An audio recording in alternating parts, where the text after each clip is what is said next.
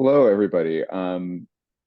I think we still have some people coming in, really impressive group of listeners. But I think we're gonna get started.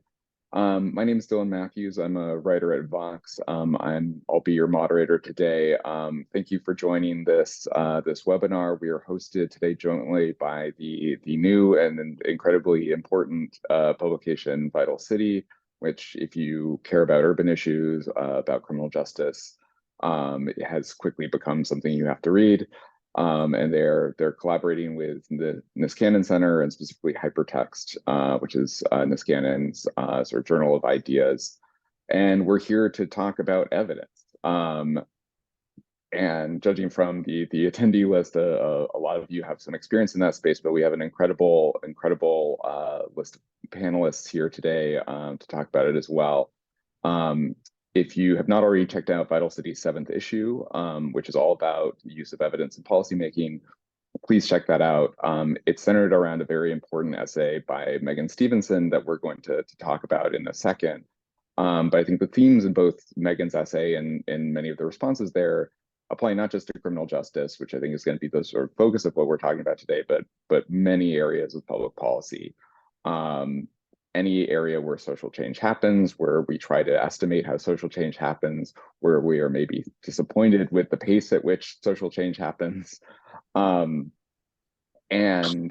I think one thing we have found, and Megan will get into this more, is that in a lot of places, policies we would hope to work don't work. And the question is what we do with that null finding. And I think what I was taught to do in school and from people as a journalist is you abandon things when you get a null effect and do the minority of things that do work. And Megan has a very different sort of approach and answer and analysis of that problem that I'm excited for all of us to dive into. So that's enough of me. Megan, could you introduce yourself for a second, and then we can talk to the three excellent panelists who are going to be responding to your essay.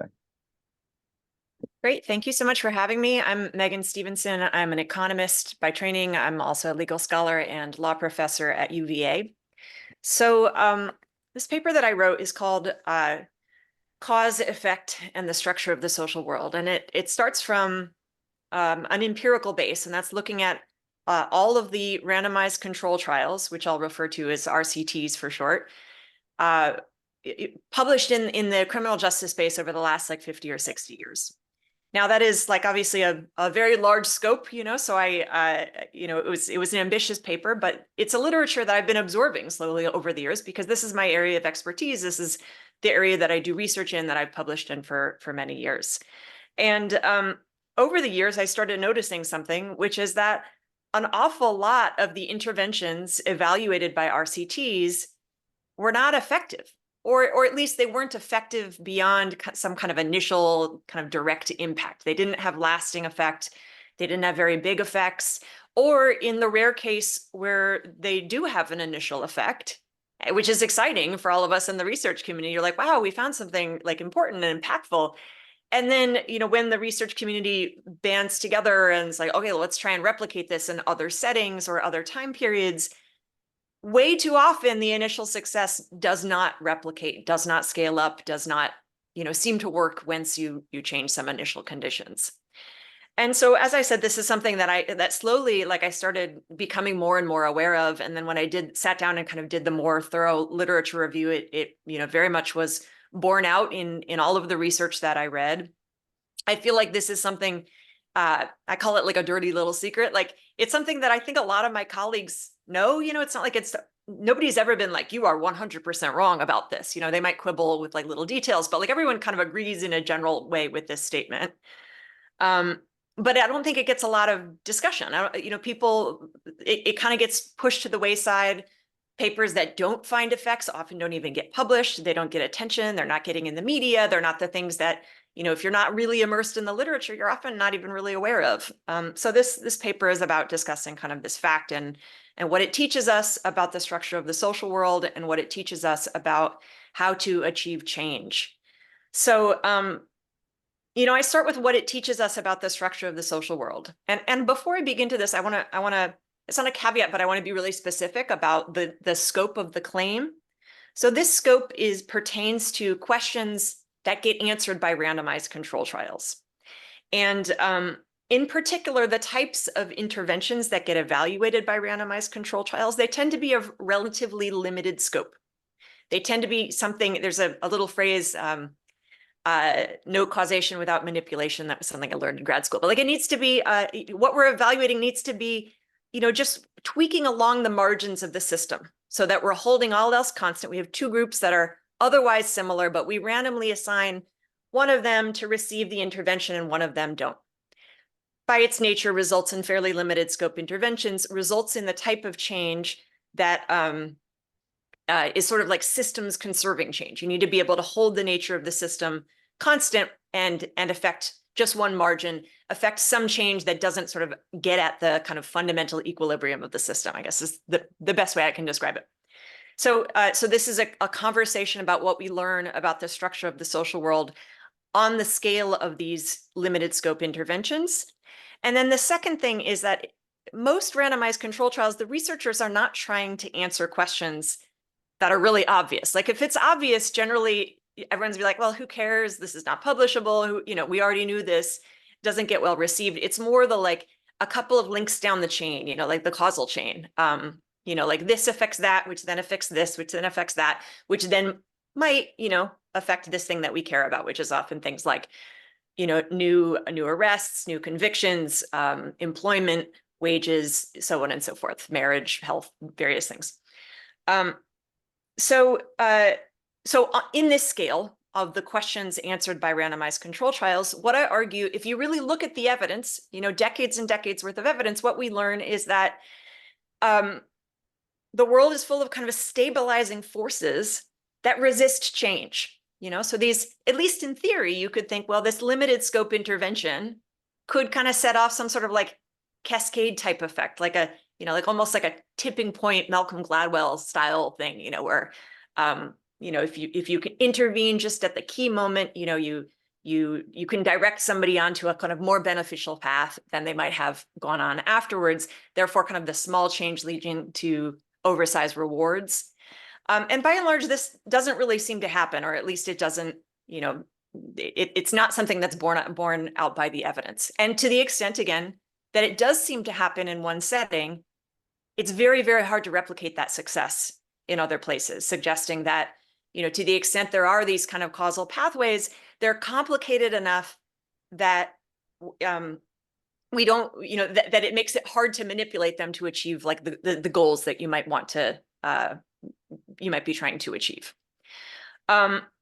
And so, I think that has some implications for how we think about social change, and a lot of the times I talk about this, people like, tell me what's next. What are we, and let me just preface, like, I don't know, this paper is saying something about what we learned from randomized control trials. There's still a ton of questions that I think are open-ended, that I think are fascinating questions and people are doing great work on.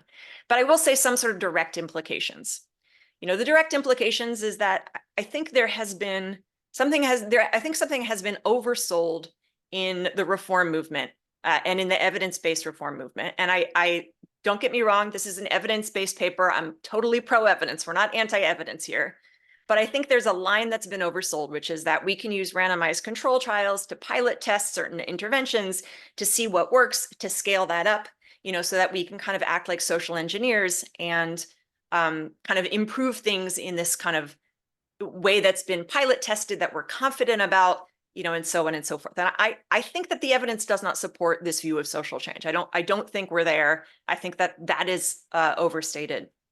I do think, so without that, if you kind of shut down that pathway, which I think the evidence does shut down more or less, I think it leaves a couple of different things. So it can leave, if you, because obviously people still want to change the world. Like we all still care about the world. We still want to do good things, right? It leaves interventions with direct benefits. Like if you feed people, they will not be hungry, sort of very direct, like we don't have to worry about long, complicated causal chains to get the improvement, but just like direct kind of harm alleviation. That's one. One is systemic change, kind of broad scale change change that goes beyond the scope of the limited scope interventions that gets evaluated by randomized control trials. And if you're the type of person that's like, the status quo isn't acceptable, I need things to change and I need them to change fast, this might be your choice. This might be what you need to go by. But I will say, like, you can't evaluate systemic change in this, you can't, like, science doesn't have definitive things to say about in the way that it does kind of more limited scope changes. So you're proceeding with caution. You don't know where systemic change is going to take you. It could take you where, to the dreamy world you want to live in, or it could take you in a totally opposite direction. And history is full of instances, where the bad thing also happens. So, so just kind of, like, I guess, keep that in mind. And then finally, like, this paper is not rejecting incrementalism. I think it's more rejecting, so the randomized control trials that we look at, they're generally not powered or equipped to detect really small effects, small effects. So maybe with these kind of incremental limited scope interventions, we're taking small steps in the right direction, and eventually we'll get there. We're gonna move into an increasingly, like, good world. But again, there is I want to highlight the uncertainty about this, because our toolkit doesn't really do a good job at detecting small interventions. So again, like, just as with the systemic change, you might be taking small steps in the right direction, or you might be taking small steps around in a circle or in the wrong direction, So it's that's it. I think that's all I got to say right now. I'm sure, you guys will have lots of questions and comments, and I'll return to it, but I want to pass the mic for now. So thanks. Thank you so much, Megan. That's a wonderful introduction, and I think sets the tone very well. We have three excellent panelists who are going to be commenting on this. I'd like to start with Nancy Levine, who is perhaps ideally situated to think about these challenges and has to think about them every day in her current role. So Nancy, why don't we head over to you and introduce yourself briefly and give us some thoughts on Megan's hypothesis. Thanks. I'm really delighted to be a part of this panel. Nancy Levine, I am currently director of the National Institute of Justice. We are the research and evaluation arm of the U.S. Department of Justice. But before assuming this role 2 years ago, I spent a couple decades of my life as an evaluator of largely criminal justice type interventions. I've done RCTs, and I've done a lot of other kinds of evaluations. So I have a lot to say, way more than we have time to share, I'm sure.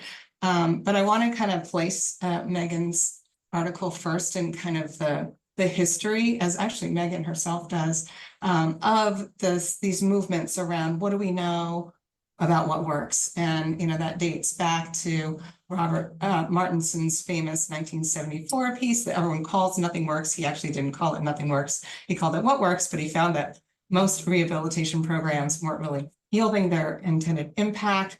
That was used by the tough on crime crowd to argue for harsher sentences, and they were largely successful in that quest.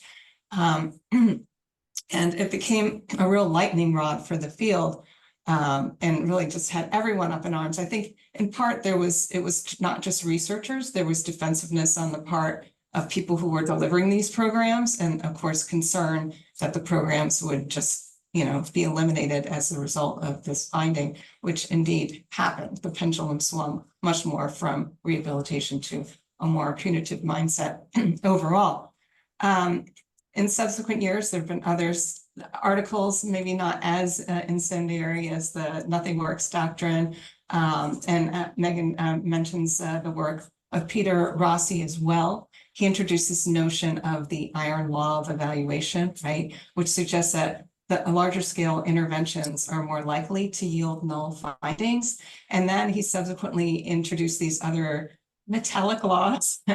One is the stainless law that posits that the more rigorous evaluation is, the less likely it's going to detect effects. And then the brass law that suggests that programs focusing on individual change often have a zero net impact. So all of these, articles, prompt reactions, and we've had decades of this. And they've also led to some really good positive outcomes. I think that some of the work of Martinson and Rossi had led to the creation of a lot of the clearinghouses, the What Works clearinghouses, these systematic reviews where they, cull the literature and identify, which are rigorous enough to be included in this compilation, and then what do they find to help kind of serve a translational role in the field, which I think is really important. NIJ within the Office of Justice Programs really was led by then Assistant Attorney General Lori Robinson. At the time in 2011, launched Crime Solutions, which is the criminal justice community's response to a What Works clearinghouse. And I firmly believe that these are important resources. But then fast forward to Megan's article, which I think dropped in December. It was holiday reading, and we were all on it like white on rice. We being the research criminal justice community, it was all over X. Just a lot of attention, and I think for a lot of reasons. And there were a fair amount of criticisms, but Megan, the conclusions you come to, I agree with. And all I know about the research is that, more often than not, we don't find the desired effects, right? When we do find them, they don't last. They're not sustained over time, although we rarely even study whether they're sustained over time, right? And then third, replication has been a pretty big disappointment in our field. Even things that look really promising here are not replicated in ways that yield similar findings elsewhere. So I want to thank you, Megan, for writing this article and galvanizing the field around these issues.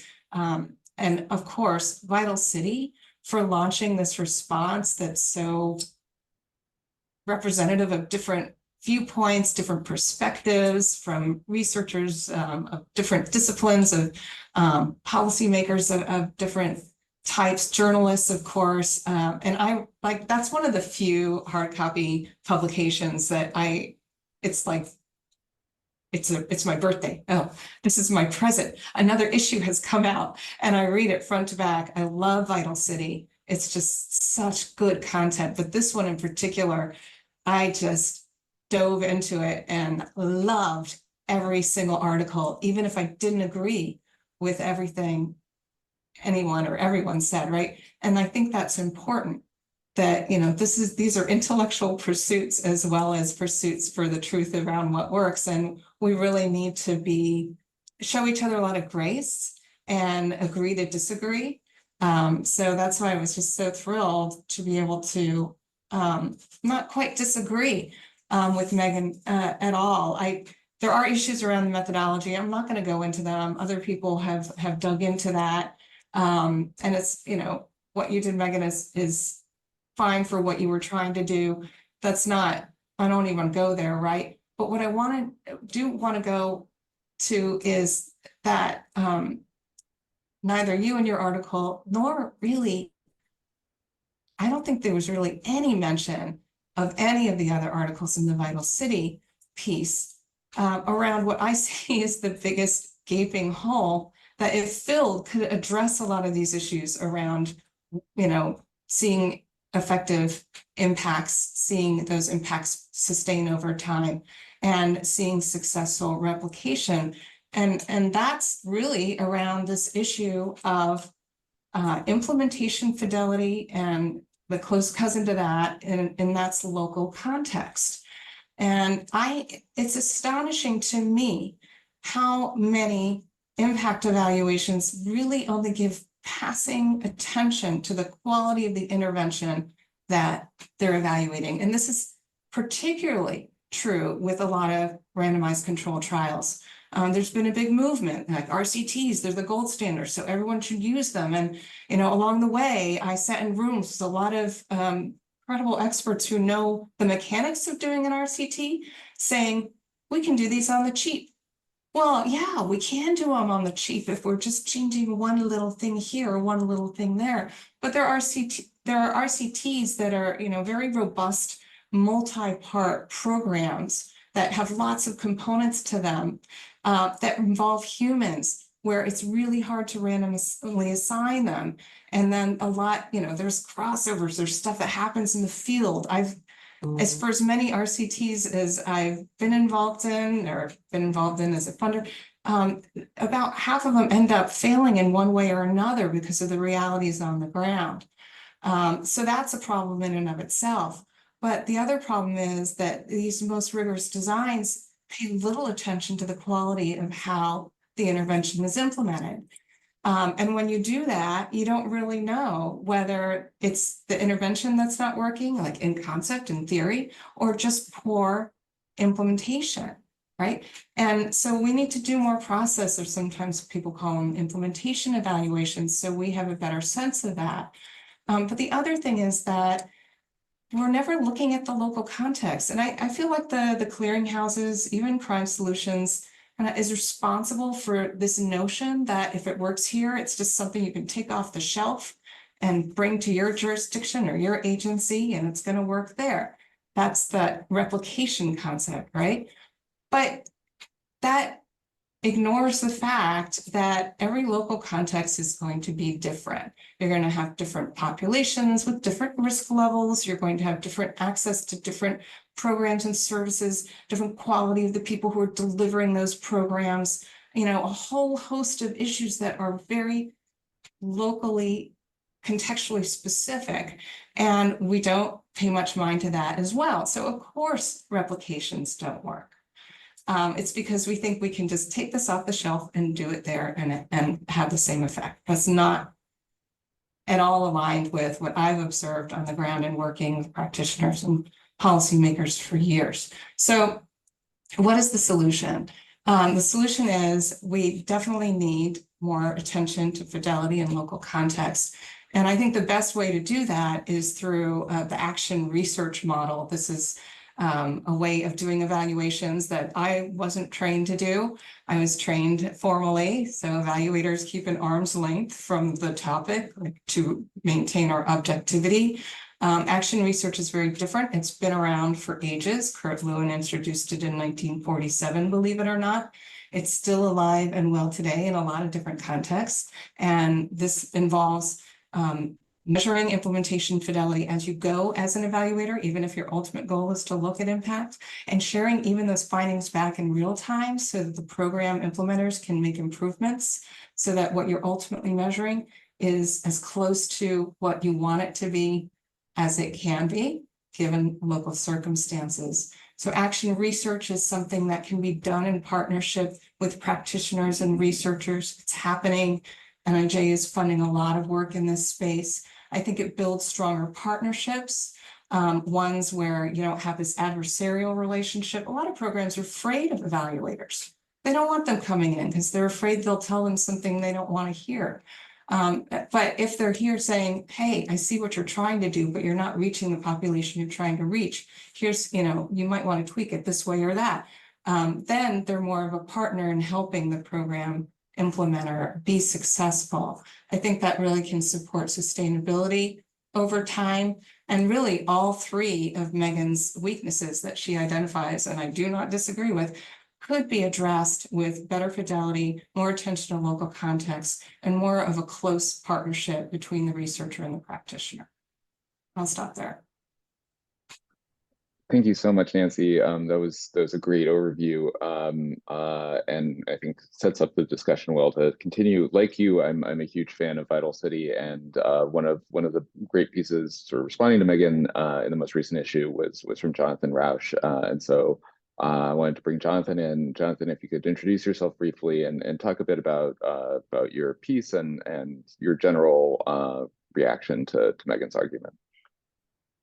Well, thank you, Dylan. Thank you, everyone. I am Jonathan Rausch. I'm a senior fellow in governance studies at the Brookings Institution. I'm also a fish out of water today because I am, by training and profession, a journalist, not a social scientist. So I don't conduct studies or do methodology. I have, however, been writing about and thinking about policy and policy interventions since I started my career in Washington, which was now 40 years ago. So I have seen a lot of water under the bridge. I was very eager to write on this subject for Vital City, especially after I read Dr. Stevenson's very impressive and important article. It's a real dose, I think, of humility and a reality check for those of us at think tanks, for example, who have a tendency to want to sit in our chairs and dream up brilliant ways to solve the world's problems. It reminds us of how ornery the world actually can be.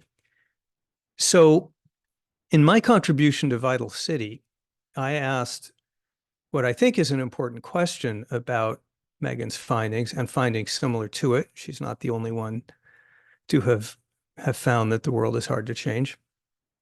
And one is, to what extent is she finding the limitations of the interventions versus to what extent is she finding the limitations of the measurements of the interventions?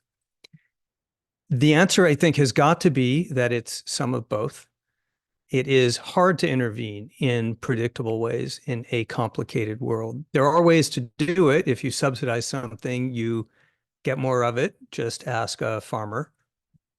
But when it comes down to the finer points of what you would call building, for example, character or good habits, it's much harder. On the other hand, we constantly hear it said that randomized controlled trials are the gold standard for social science research. Well, they are certainly the gold standard for medical research, and no one would deny that. For social science, I'm not so sure. There are some problems with RCTs, and some of them have been brought up already. One is that it can be very difficult to pick up on the fine points of what's going on. And another is the famous keys under the streetlight problem, which is RCTs are biased toward measuring those things which are easiest to measure.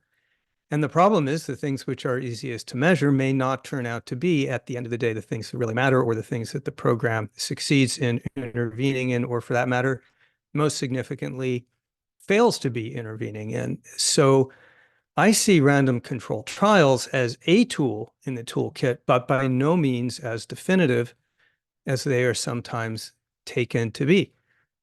So one implication of all that, and again, I'm not alone in saying this, lots of social scientists, especially recently, are saying the same thing, is that there's been a tendency in the world of social science research to emphasize the quantitative over the qualitative, to emphasize what can be measured over what can be seen and heard. As a journalist, I am a big fan of qualitative research, of going out there, of talking to people, of interviewing people you're intervening with, looking at their families, looking at their communities. I understand that those methods are highly subject to sampling error and bias. But as supplements to randomized control trials, they can be invaluable. I use in my response in Vital City the example of a school I visited. For example, one of many possible examples, about 10 years ago in Philadelphia, a charter school run by and for the Hispanic community, quite innovative. You get there and you look around and you don't really know if in 5 or 10 years a randomized control trial, if there were one, would find higher graduation rates from college. But what you can see are orderly hallways, attentive students, teachers who are stopping kids in the hallway to find out what they're doing today or to intervene if they're misbehaving, and a generally high sense of morale. And that's worth something. That's really important. So what I'd like to see come out of the humility, which Megan's work expresses, is a renewed appreciation for the need to get social science back out on the street. In terms of the implications of Megan's research and findings like it, the first is one that she mentioned already, which is the first things we ought to look at should very often be no regrets policies. These are policies which, whether the outcomes are measurable or not, have a very high probability of helping people because you can see you're helping them. And filling a child's empty stomach would be an example of that. Now, even there, of course, we have to have some humility because there can often be offsetting and countervailing effects of even the most well-intentioned and seemingly good programs. But I think the no regrets policy is generally a very good starting place. The second, as I just mentioned, is more emphasis on qualitative research, stirring it into the mix. And finally, this also came up, I think, in Nancy's comment, localism. Implementation is everything in an intervention, or in many cases, it's everything, period. And local people, local providers, local communities are likelier to have the kind of knowledge that will make for effective programs and interventions.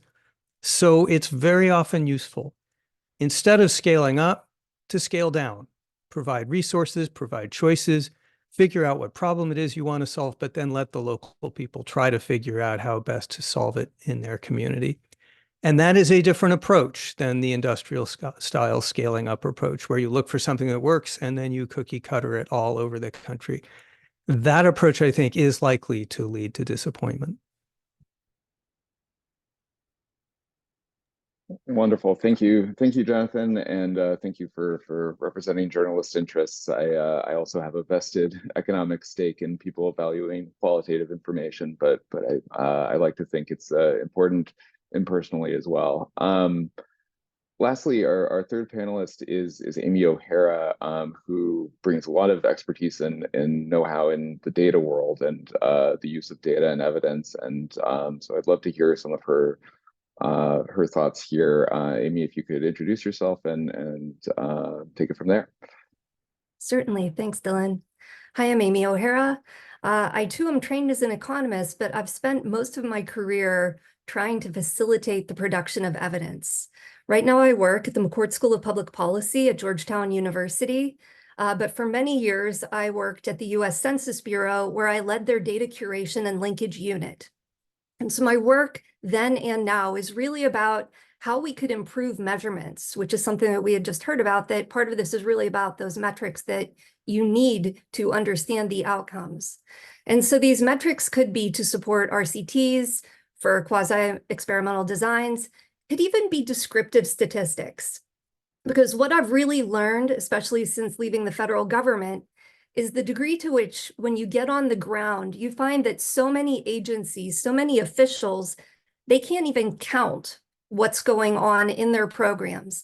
Things like how many and what kind, because they're often incentivized to count things like the meals that Jonathan was talking about. How many blankets did you give out? How many meals have you provided? But then whenever you want to understand the program more, it's really that local context. There's so much more information that you may wish that you had. So my focus has really been on data, and it was very interesting to read Megan's article from that lens.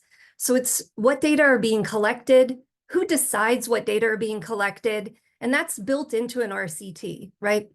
But then who can use that information, and will you be able to continue to use that information over time, potentially to look at longitudinal outcomes for the participants that were in those experiments? And often that's for a special few. So I've been thinking more about how you could have more equitable access. So I really, like you pointed out, I focus mostly on the data side of this. And I had a discussion with my collaborator, Michael Lenzner. He works at Darrow. And I was telling him that we want to continue to figure out how to have tiered access in ways that people would be able to gain access to outcome measures, whether that's things like incarceration or death or earnings or labor force participation. And he threw down a challenge. He said, even if we had no barriers, even if we had absolutely frictionless access to data, it wouldn't help because the disincentives to build evidence outweigh the incentives. And so we had been coming at this from kind of a data discussion as well. And so whenever we were unpacking this a bit, we brought in some more collaborators, and we really wanted to think about what these issues were. And so we have been exploring that, and we've identified a couple of different, we have some observations here, that there's really a lack of shared language about evaluation and evidence. And so that impedes our discussions. We could have a conversation here where a lot of people are focused on the scholarly literature. But whenever you pull in people that are running programs, delivering social service benefits and programs on the ground, we often talk past each other. So there's really a drive that we need to have that common language between us. We've also learned that you can hear about some of these stories where the evaluations and the evidence building has worked, and that can reveal how in certain situations, as we've pointed out from the other speakers here, when you're looking at that very local context, you can figure out how they might have mitigated these other disincentives and had a really successful outcome. But we want to try to figure out how we are talking about these things. We want to make sure that we are observing how, if we're talking about equity and ethics, as some of the great papers responding to Megan's article pointed out, are we looking at things like where the data are coming from, whether the data were consented? If the data were consented, would that introduce its own bias in who is being studied? So there are a lot of different ways that we want to unpack this more. Whether you're talking to the scholarly community or to funders, there was a great line, it depends on whether I'm talking about my work as sales versus science. Because you did the same work and it depends how you're going to spin it depending on what audience you're talking to there. So we want to try to figure out how we can frame evidence building and especially what data are needed for it from our perspective in terms of making sure it is both a learning aid for the community to inform others on what has been done, whether it worked or not. Being able to find that information, the discovery of that information is really critical. And recognizing that many times when you are delivering those services on the ground, you're looking at some of the information that you're capturing basically as a compliance exercise for your funders. So there's a dimension here about whoever is funding the work, what are you making people report on? And is that really what we want to be talking about? Because the conversation that we think needs to be had is the fact that there's this marketplace for this evidence, for this work coming out of evaluations, and it's really a big disconnect between the consumers of that information and the people producing it. So our group intends on trying to get a couple of papers pushed out later this summer that hopefully can continue this conversation, especially as it ties into the federal evidence building world. Wonderful. Thank you so much, Amy. I want to let our audience know if you have any questions, and we have, I think, 170 people watching this, which is amazing. But we have a Q&A section. If you go on your screen toward the bottom, there should be a little text box with a question mark in it. Please put any questions in there, and I'll bring them up to our panelists. While I wait for those to trickle in, Megan, I wanted to bring things back to you. There's a lot of places we could go here. I wanted to ask you a little bit about incentives, since that does seem important to the critique you're making. I know you cite a lot of sort of perverse incentives that people face in academia and the think tank world, some of which are I think pretty familiar to people by now, sort of p-hacking, aversion to null results, desire to have something new as opposed to sort of confirming something important. There's been a lot of effort to try to change those incentives recently. I think you're at UVA, Brian Nosek is someone I think of as doing a lot of work on this and trying to improve replication. How much do you see that moving the incentives? I guess one way to put this is the sort of incentive problem you've diagnosed something that itself can be changed and modified, or is it a place where we should, as more generally you argue in the paper, have a healthy degree of skepticism that we can move the needle? I mean, I do think there's been great work done, and we have made some real progress on a few things like pre-registration and pre-analysis plans and so forth. I do think there's still a lot more work that needs to be done, and I think part of it is just, you know, having it be more of a discussion in the community and more something that we're aware of. I will say, I think part of the push has been towards, well, we need to start publishing null papers, which has not worked like at all. Like we're not really, I mean, we publish null papers, at least in my field, economics, only if it's very, very precisely estimated. And you can say, really, we can reject any effect bigger than this tiny amount up or down. which you can only really have such a precisely estimated null when you have a really large, you have enormous power. You have a really large sample, a really strong research design, and strong and convincing research design, and a lot of power. So, I mean, one of the things that I personally argue for is, just is for the importance of power. If we're not going to open the gates and start all of a sudden publishing and celebrating relatively noisy null estimates, meaning null, things where the point estimate is somewhere around 0, but there's a wide confidence interval, so we're not really sure. You don't really learn that much from that. We also should be avoiding publishing statistically significant, but also very noisy, wide confidence interval, type studies. And I think if we start paying more attention to power in what we think of as compelling evidence, that mitigates it a little bit. But I mean, I think this is, it really, I think, requires a culture change. And I think part of the reason we focus on statistically significant estimates is because I think there is a narrative that empirical scholars are engaged in the important work of identifying what works so we can scale it up. I mean, I'm simplifying a little bit, but I think we have drunk the Kool-Aid a little bit too much in terms of the types of social engineering that we think that we're capable of and that society is capable of. And I'm hoping that, paradigms change, and I'm hoping that we're, in the midst of a bit of a paradigm shift, or that we will be over the next, years, because ultimately, so I agree, by the way, with what Jonathan said about, I agree with what everybody said, actually, but about different methods and what the right approach is, and maybe we've paid too much attention to randomized control trials. But I think the bottom line is,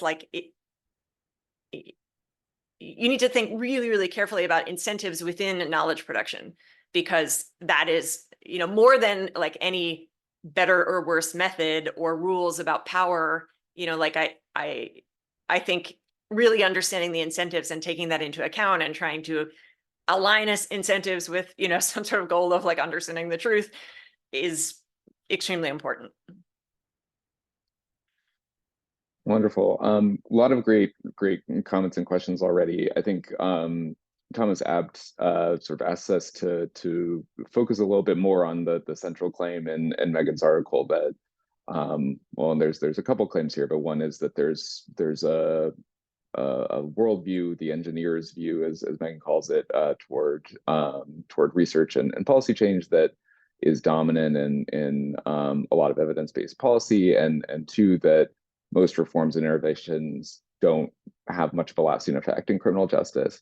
And so I wanted to, since I know you've engaged on this a fair bit, Megan, I wanted to bring this to Nancy. Are we being too pessimistic here? Are there ways, new routes of research? Are there areas we might be not looking at as much, where we're seeing more promising interventions, where we're getting more breadcrumbs and clues than you might get the sense we have from Megan's paper? I know you mentioned you agree with the overall thrust of it, but I want to unpack some of the nuances. I'm really glad, and thanks to Thomas Abt for raising this, because he's correct. We know way more than one outside of the field who would be reading Megan's paper would come away from. That, I think the paper, and in part it is, what topics were studied by RCTs. In part, I think, if I'm not mistaken, Megan, you focused on people-based intervention, not place-based interventions. Well, actually, robust literature around the effectiveness of place-based interventions that, were both from RCTs and other strong quasi-experimental designs. And we have a whole thing called crime solutions, and we wouldn't continue to contribute to that if everything in there said it didn't work, right? Now, the threshold for rigor people could argue with, but it's on par with other what works clearinghouses, and we have a wealth of information of what has worked. But again, in a certain place at a certain time with a certain population or a certain local context, right? So that's where we have to be really careful about what we learn about what works. and make sure that we're taking the time to understand the local context. It's what, it's like describing earlier the Peter Rossi's different metallic laws. And I failed to mention that I came up with my own. And of course, his laws, he says the most durable and pervasive are the ones that kind of are akin to the strongest metals out there. So, the iron law he lifts up is the one that the largest interventions are less likely to have an impact. But I would argue the strongest, most pervasive law of evaluation at all, one I call the titanium law, is that the less deliberate the implementation of a social program is, the more likely its net impact will be zero. And, we touched upon this, Amy touched upon it. It's, we need to look at how these things are getting implemented. So I made that point already. I do want to call out Jonathan's point as well. Jonathan, one of the things I talk about at NIJ since I got here 2 years ago, it's a priority for me, is what I call numbers plus narratives. That we're really only inviting research proposals now that include both the quantitative and the qualitative. We are with you that helps us identify the context. And if we don't take the time to contextualize our empirical findings, the numbers, with the narratives of people who are closest to the issue or problem under study, we're going to make some errors in conclusions. And I've done that, actually. I've made mistakes in assuming what, the readout, the quantitative analysis said this, and then I took the time to go back to people who were closest to the issue, and they said, yeah, no. And I realized I would have written an article and come to the wrong conclusion. So it's really important that we take that time to engage. And it could be formally through focus groups, semi-structured interviews, or it could be more informally, bringing those findings back to the people who helped generate the data to begin with. Wonderful, thanks so much. Heidi Bisson has a great question on sort of improving rigor and legitimacy around qualitative components. This might be an interesting one for Jonathan, since I think one thing I've learned as I have sort of matured as a policy reporter is that there are a lot of great sociologists and criminologists doing really important ethnographic qualitative work, but there isn't sort of a fire hose directing it to journalists like me and Jonathan. The way there is with economic research and more quantitative work. And I'm curious why, if that's been your experience, Jonathan, if so, why you think that is, and what we can do to sort of strengthen that pipeline for qualitative work.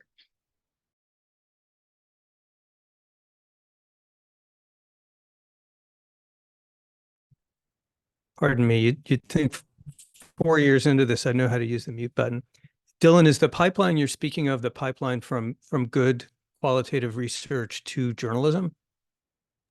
I would say to journalism or to our audience, that I think some of what you and I do is connecting research to policymakers, to the general public, to people who donate to various things, and so it could be about journalism specifically, but also you mentioned a few examples in your piece, Catherine Kramer, Arlie Hochschild, and so there are definitely some examples, but I'll speak only for myself.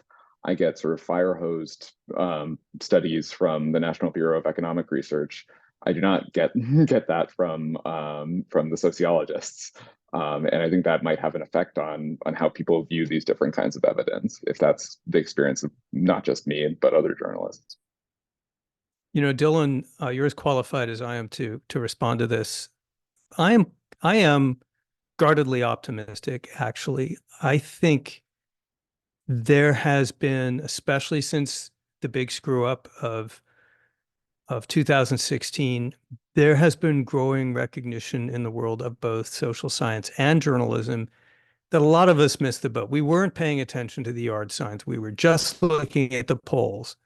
Oops. I think we've seen some similar realizations in the world of social science, and Megan Stevenson's work is part of that. Journalists tend to reflect what's pushed at us, right? So if what we're seeing every day is a fire hose of quantitative research, that's typically going to be what we report on. And if we're on deadline and perhaps underfunded, we may not take the time to call up 3 or 4 people and say, wait a minute, what do you think of this study? We're supposed to, we often do. I am, however, seeing more interest in the world of social science and journalism in doing qualitative work. I'm seeing deeper appreciation of its values. And in fact, I'm seeing a lot of non-PhD journalists at places like the Times and the Post doing the work of social science, actually building focus groups. For example, the New York Times now has one once a week, for example, traveling the country to make sure they get to communities that aren't ordinarily covered. And then once they get there, they'll talk to community leaders and participants. They'll look into the healthcare system, for example. They'll look at the schools. Now, this kind of work is expensive and it's not especially scientific, but it is very important. And I think I'm seeing a growing awareness of it. So is it enough? Maybe not. Are we headed in the right direction? I think so, but I don't know, Dylan, am I just whistling past the graveyard here? No, I think there's something to that, and I think you're right at pointing to 2016 as an inflection point. I think I kind of had thought of who is going to win the presidential election as a solved problem that Nate Silver had solved, and that was not the right takeaway from 2008 and 2012. And I've learned a lot from people doing ethnographic work on that, and I think crime is also a particularly vibrant place for that, because a lot of it takes place in social contexts that frankly most of our readers are fairly segregated from. And so it requires acts of imagination and description to help people connect to a very different social reality. Yeah, I'd add opioids and the fentanyl crisis is an area where we've just seen some superb journalism that's really gotten down in the trenches and tried to figure out what's going on. Absolutely. Definitely agreed. We have a lot of great questions here. An anonymous question we have about sort of evaluating the current system, sort of acknowledging that we have a status quo criminal justice system, and that it has not been subjected to rigorous evidence in most cases, and is specifically asking about measurement tools we can use.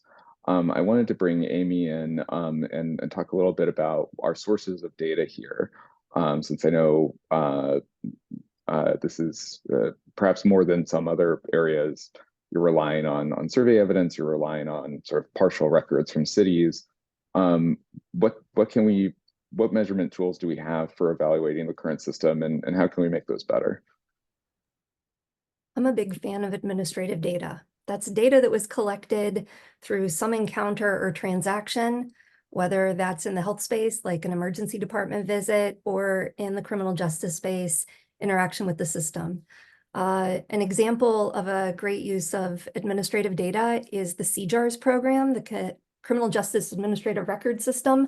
It's a partnership between researchers at Michigan and the Census Bureau. So you're able to take this information, the administrative records that are generated through criminal justice involvement, and link it at the person level to lots of other data sources.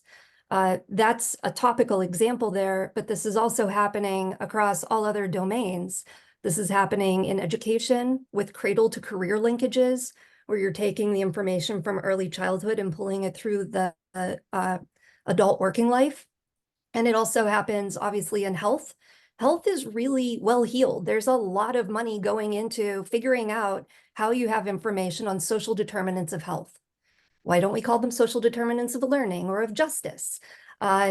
Or wait until they get all the data and then pull it in to justice analyses, because that's where you're going to get more of that place-based information, so that you'll be able to have more context about the community and comparable communities.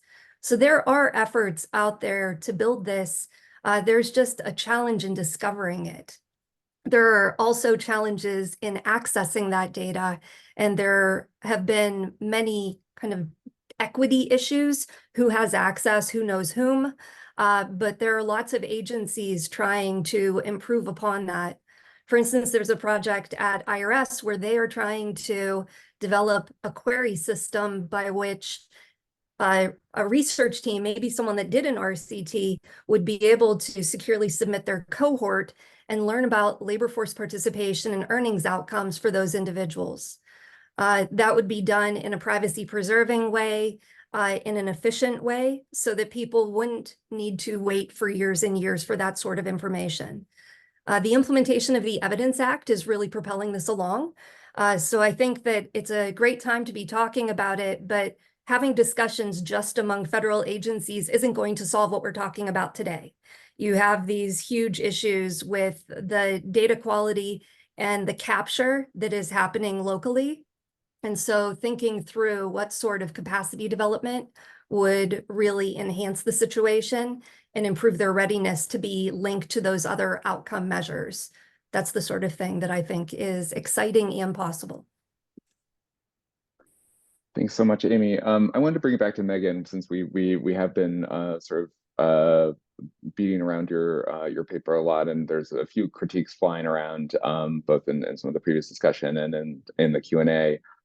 So let's take it over to you for a second. Yeah, so I guess I wanted to respond to some of the questions about the empirical claims that I make about the state of the literature. So there was a question of, is it people-based versus place-based? And I will say a lot of the studies were people-based. And that's partly because that's a lot of the literature. That's the large majority of the literature. Among place-based interventions, hotspots policing is included in the paper and described as having a small effect, which I'm using the exact language by the guys that wrote the, the big systemic analysis of the, who are huge hotspots policing proponents. So I'm just literally using their words, small effect. And more importantly, it's a small effect on the actual spots, the actual corners where police are sent. In terms of the literature about whether there's a net improvement or whether the crime just gets spilled over to other neighborhoods, that is much less well established. And then the other set of place-based interventions are, I think of almost all the entirety of the literature coming out of Philadelphia, where they did a randomized control trial where they cleaned up a bunch of blocks, and it seemed like it had promising effects. Again, promising, replicated? No, absolutely not. There were like 6 or 7 different studies of that exact same intervention on different outcomes. So there's been lots of papers of the exact same thing, basically, or the exact same intervention. But I don't consider that anywhere near, especially given all of the incentives that our field has to like promote and talk about the rare cases of success, or, and I'm not, I don't think, I'm not saying anybody in this study did this, but I do think there are incentives to kind of like, show the specifications that work and hide the ones that don't, and so forth. So I just don't think we have an established literature that says much about place-based interventions. And I also wanted to return to some of the stuff that Nancy said, which, by the way, I mean, I just really completely agree with. Like, I think implementation is huge and the contextual details are huge, and the emphasis on localism that different people have discussed is really important. I also think there's so much low-hanging fruit. I mean, there's still criminal justice systems that are like, either doing everything on paper, or their technology is from the 90s, like, or, they've just, all of these kind of archaic systems that if you paid attention to the local needs of that system, could be improved hugely. I did want to counter against something, and this is not disagreeing with something Nancy said, but this is something that I think sometimes people can draw from discussions about implementation, which is sometimes people can say, well, we don't learn anything about that program because it wasn't implemented properly. And like, in a way, I see that. Like, in a way, yeah, maybe you don't learn anything about that program, but you learn what happens in reality when that program gets attempted. And if in reality it's very hard to implement, and there's a lot of fidelity concerns, and there's not attention paid to details, like, that's the reality that I think we care about in for the most part when it comes to policy stuff. So I just wanted to respond to those points that came up. So thanks for the moment. Of course, thank you, and thank you for being such a good sport amid this discussion and critique. One specific question early on that I wanted to go back to, David Aziz asked about pay for success.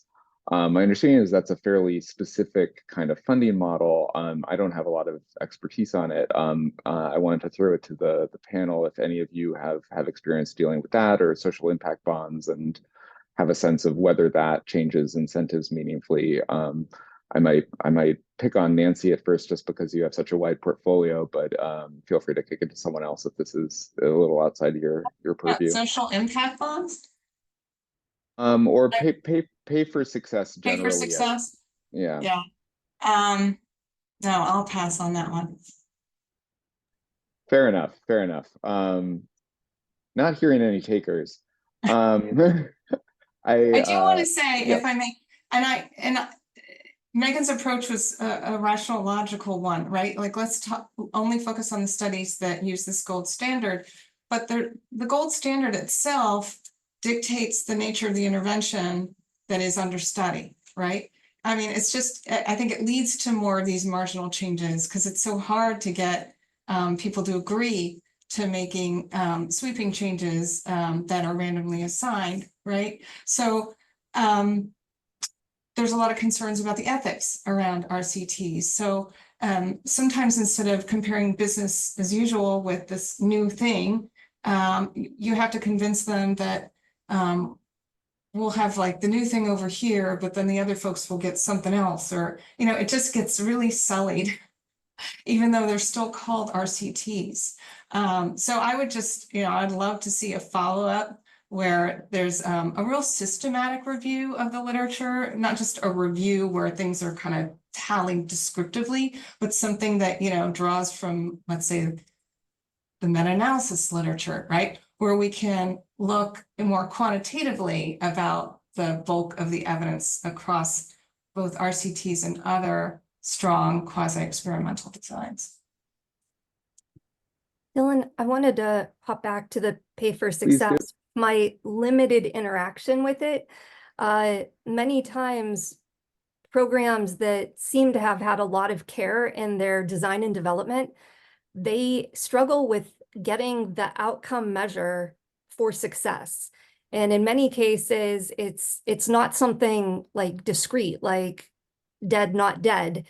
It's something, are they working? Are they earning more? And then that only gets more complex. Are they working in the field in which they were trained? Were the training programs before someone was released from prison effective? Figuring out how you can gain data to measure those things is very challenging, especially whenever it is a vulnerable and marginalized population. So there are lots of data access and privacy issues that are tied to pay for success, not from the design and the quality of the research, but their ability to have a non-biased sample of outcomes for the participants. Thanks so much for that, Amy. And while I have you, I wanted to throw a question from Julia Brill in our comments to you. I think she has two questions. One bringing up an experience with sort of editors in the criminology literature, sort of rejecting research as being too like anthropology. Another about sort of the length of articles. And I wanted to ask this of you because I think you have experience in academia, you have experience in civil society, experience in government. How much should we be changing what evidence looks like? Is sort of the journal article, the 40 to 60 page research paper, is that the right way to be sharing this kind of information, or have you found different methods work better, or ways to innovate on that? I think it actually ties back to that other conversation that I was saying, that we have so many different stakeholders that they want what's best, but what's best for them may not be like a community best. And so funders, I put in the same light as the editors.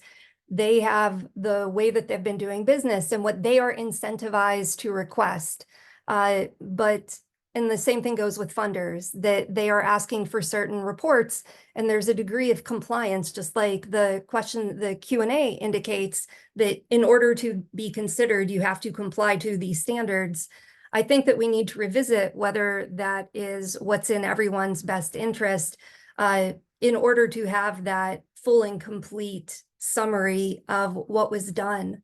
Whenever we had a convening to talk about these issues back in February, there were people concerned because there's so much interest in packing in this other information that sometimes there's short shrift to what the intervention actually was, that isn't clearly articulated, which really should be the base on which everything else is reported. So I think that there need to be conversations with the editors as well as the funders in order to figure out whether there is any, what the modifications could be to have more complete reporting on what's going on. Wonderful. Thank you so much. Going through, our anonymous attendee does not feel like I've expressed his question fully, but so I'll quote him directly. Oftentimes, the traditional legal system generates no improvement over interventions, yet researchers routinely conclude that the intervention didn't work rather than that the traditional legal system didn't work. So if I'm trying to make sense of this, I think it's a question of where the goalpost should be. And so if you have a intervention that generates a null, you're implicitly comparing it to a system that already exists. That could be read as an indictment either of the intervention or of the status quo. Megan, I might bring this to you since I think this is sort of the kind of philosophy of social science question that you're engaging in the paper to start with. Has sort of engaging in this research sort of program of yours changed the way you think about the status quo system or how we should evaluate it? And do you think there's merit to this kind of sort of radical turn in how to interpret these nulls? Yeah, so I think it's an interesting point. I mean, technically what RCTs say is that if you tweak on this one parameter, will it affect these later outcomes relative to not tweaking on that parameter? And I mean, it is, as people have pointed out, it's a pretty narrow question. It may not be the question that we care about that much. I do think sometimes people, as the commentator seems to be implying, move from that to imply something like, this intervention doesn't work, it's better to stick with what we have, which is, I guess maybe the implication is maybe like a perfectly fine system or something. And many people would disagree that it's a perfectly fine system, you know, myself among them. I want to go back a little bit and talk just for a moment about the nature of quantitative causal inference research, because I think this is kind of like philosophically interesting and important to this, you know, these questions that we're talking about. So we've talked about the limits of randomized control trials in terms of what you're able to evaluate, you know, that you evaluate limited scope, systems conserving type of interventions. Now, I want to say something, which is that I think the same basic limitations apply to all of our, quote, rigorous causal inference research methods. So it's not like a real limitation that I'm just looking at RCTs when, you know, regression discontinuity designs, you know, all of a sudden open up brand new worlds. They maybe open up a little bit, maybe to look at some things that aren't likely to be randomized, but they still have the same character. I mean, the fundamental idea of how we engage in quantitative causal inference research is the question is like two groups who are otherwise similar except for this one thing, and this otherwise similar thing is very, very powerful because it allows you to rule out alternative causal stories, you know, like, well, maybe they had just had better outcomes because they were more motivated, and because they were more motivated, they enrolled in this program. And that's really powerful that you can kind of rule out that sort of, you know, these confounders. But it's also very limiting, you know, in terms of what you're able to say. And so I have mixed feelings about kind of like opening the door further and saying, well, we should start embracing, you know, qualitative methods or you know, other type of matching type things, or, you know, other kind of less rigorous research designs that allow us to answer more questions, because, you know, I have concerns about how I don't want to answer more questions, but not answer them correctly, you know, or not answer them well. You know, not that isn't to say you can learn nothing from them. You can always learn learn from things that you do, but you can also be misled by different studies at the same time. So where I wanted to circle back to in terms of the question that was asked is, I think a lot of what people think about, the questions they want to ask, they really are on a scope that is beyond the scope of the entire quantitative causal inference project. You know, I really think most of the questions that people ask, not all of them, I think there is a domain that is very interesting that's answerable by RCTs. And it's interesting because it's actionable. It's things that like are, you know, in a realistic way, an NGO or a government agency or, you know, a well-funded individual could implement. but there are still limits. And in terms of understanding the impact of these more systemic type changes, I don't think the path forward is as clear. I think you can provide descriptive quantitative evidence. You can provide sort of hand wavy, maybe causal inference type things where you try to control for a few different things, or like, and I'm not saying, again, there's no value in it, but I also think there's potential to be misled, particularly with the impact that incentives can have in terms of like distorting what research and what evidence actually gets to us to be able to like, to be interpreted. And that this gets back, I think, to some of the stuff Jonathan said about like, are we learning limitations of the world or limitations of measurement? I think it's both. But I in this particular topic, like what we're talking about right now is the limitations of measurement. And I think that's something unavoidable. Absolutely. So I think we're nearing the end, but Andrew Taylor does have a question that I think is interesting. I wanted to throw out to the group since I really think any of you might have interesting thoughts on this, which is whether RCTs are inherently about stabilizing the system. And so this is a critique you often get from more radical critics of sort of evidence-based policy, that you can't do an RCT on police abolition. You can't do an RCT on the other opposite end on a full surveillance state. Anything that is truly massive is going to have big spillover effects. You're going to want to care about the general equilibrium results and not just the results in one small area.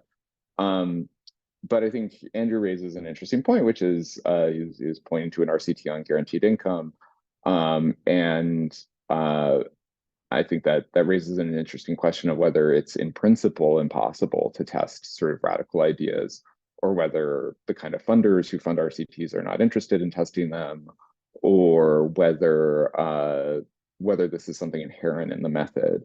And so I would be interested in all of you, and I'm happy to pick on someone if no one is jumping out at this.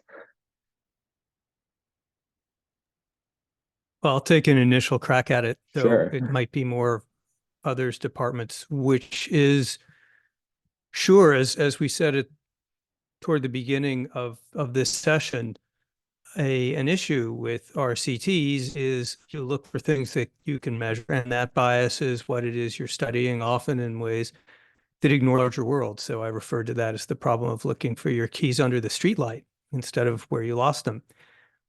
So the question isn't, do we do RCTs? It's what else do we do, and how do we use them? And so you take an issue I've been involved with, the legalization of marijuana. There are lots of things that we want to know about that, which RCTs might be able to measure, or at least natural experiments, looking at rollout dates that are different between different states, or looking at regulatory and implementation differences. You'd want to know health effects, education effects, policing effects, crime effects, family.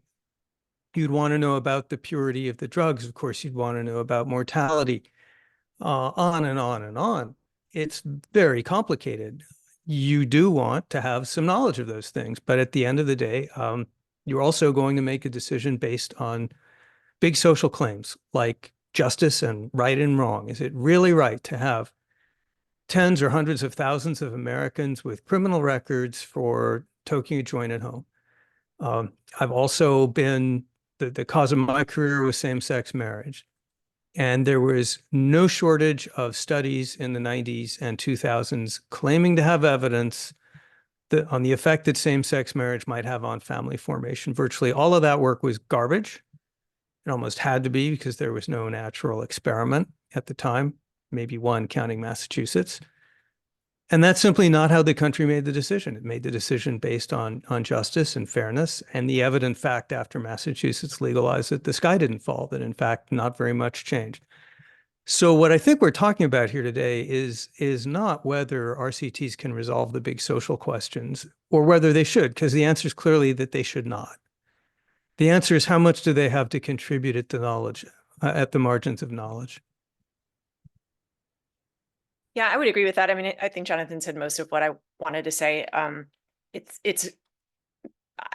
wanted the two things I wanted to highlight. One is that RCTs are not just about like, did it work or did it not work? There are certain things that you are, have very strong theoretical expectations about, but you just don't know the magnitude of the effect. The guaranteed basic income point reminded me of this. There was a big study in, I think, the 70s or something about guaranteed basic income.